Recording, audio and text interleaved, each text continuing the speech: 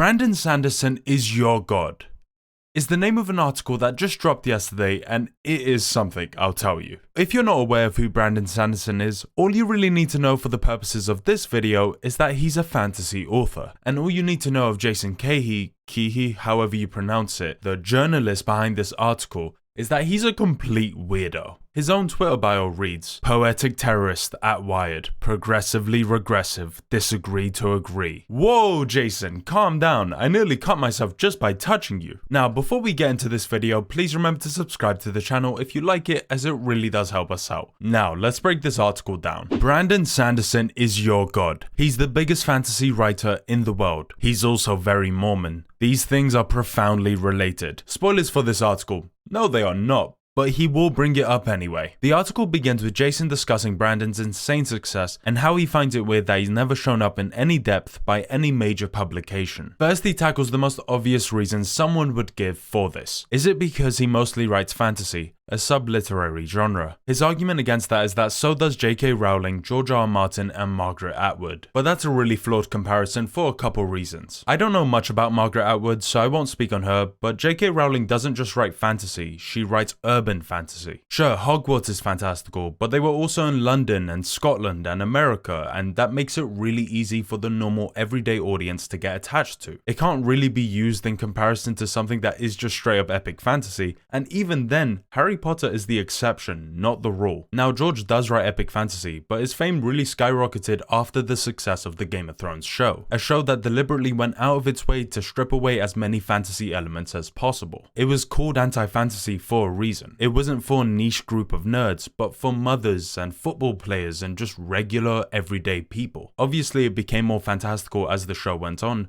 but even then, it's never as fantastical as the books. Jason then goes on to say, is it because none of Sanderson's work has been adapted for the screen? Yes. That's it. I'll stop you right there and just say yes, that is the major contributing factor. There is nothing else to it. Jason goes on to mention how Brandon wrote the final 3 Wheel of Time books and how that was adapted. But one, Wheel of Time isn't Brandon Sanderson's, it's Robert Jordan's. Obviously Sanderson was important to wrapping it up, but I don't think anyone, including himself, would say it's his. And even then, the show isn't even adapting Sanderson's side of the works, so it doesn't even matter. But the most damning argument is also the most obvious one. Wheel of Time's adaptation is just kind of It's okay in some areas and really bad in others. Even if this was Sanderson's work, it's not like he would blow up because of some middling show. To be fair, I don't understand why I'm arguing this with logic, because Jason decides to go ahead and say one of the most insane things I've read in a while. Could it be, finally, because he's a weirdo Mormon? Yep. It's just gonna get weirder from here. I don't know about you, but it's considered extremely disrespectful to insult a guy and his religion, especially so when you spend time with him, his wife, and his children. Yeah, what a weirdo. Sanderson, when I eventually meet him in person, makes versions of these excuses, plus others for his writerly obscurity. It's kind of fun to talk about, until it isn't. And that's when I realize, in a panic, that I now have a problem. Sanderson is excited to talk about his reputation. He's excited, really, to talk about anything. But none of his self-analysis is, for my purposes, exciting. In fact, at that first dinner over Flopsy Utah Chinese, this being days before I'd meet his extended family and attend his fan convention and take his son to a theme park and cry in his basement. What? I find Sanderson depressingly, story-killingly lame. And there we go. Jason's problem with Sanderson finally revealed. His biggest problem with him is that he doesn't find him interesting.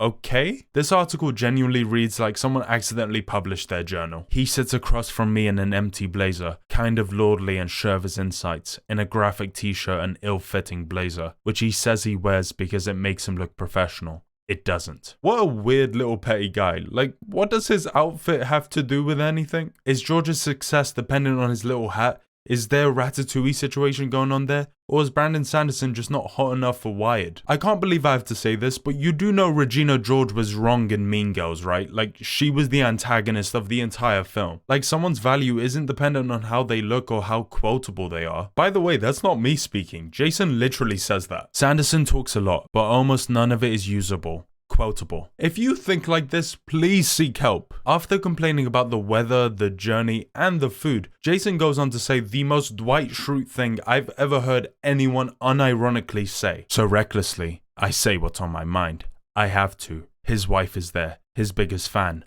always his first reader, making polite comments. I don't care. Maybe nobody writes about you, I say to Sanderson, because you don't write very well.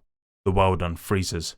He agrees. Who hurt you, bro? This is the pinnacle of gossip journalism. A guy out there trying to get someone for not entertaining him. And by the way, is anyone surprised that a guy nearing his 50s is potentially boring? Does One Piece become less interesting because Oda doesn't actually go out and pirate and pillage? Is that what we want writers to do? Gimmicks? Is that all this article actually has to cover? Well, not really. Jason does briefly talk about the actual stories and the writing of Sanderson's works, and this is arguably the least insane sounding he'll ever be. I want to make it clear, least insane does not mean not insane. One thing Sanderson is often criticized for is his simple prose. His writing isn't very flowery and it can suffer from a lack of repetition and just a general lack of immersion, which Jason does bring up. And all of that is fair, Sanderson has even said so himself, but Jason seems to think that prose is the only form of writing that actually matters. For now, there's only Sanderson, both wordful and wordless, the best-selling writer no writer writes about because writers only know how to talk about words. By the way, none of this is true. It may be true for Jason, but he's just one person. Sanderson is beloved for his world building and characters, his plots and his structures. All of that is writing, and Jason acknowledges them to some extent, but ultimately diminishes them. And besides, his prose aren't even bad either, they're just simple with some flaws here and there, hardly the worst thing a writer could be guilty of. I don't know about you, but I'd rather read a book with an amazing story, world and characters and have the prose be a little lukewarm than the opposite. By the way, I can't find a natural way to bring this up, but this guy's a genuine edgelord toddler and it is so funny. You can't have world building without character building. Some characters die, some become gods. The good ones, and most of them are good, are very good, inspiringly good. No one has sex. They only save lives. What does that mean? Well, it probably goes back to Sanderson being Mormon and a writer and how these two somehow relate. After, for some unbeknownst reason, crying in a shower and telling us about it, Jason goes on this huge tangent of his hatred for Hugh Jackman. The scene starts, the chair shakes with otherworldly sound when Lame Hugh opens his mouth to sing. I can't help it. I burst into tears. He then goes on to ask Sanderson about his religion. And when I say ask him about his religion, I mean insult him and his religion. Mormonism is the fantasy of religion. The science fiction edition of Christianity, I've heard it called, with its angels and alternative history, embodied gods, visions and plates made of gold. Now, if you're wondering what the link between Sanderson being Mormon and an author is, well, here you go. The world building, the gods incarnate, the systems of magic. So much of Mormonism is about rules. So are his books, where miracles don't happen unless you put in the work. Yep.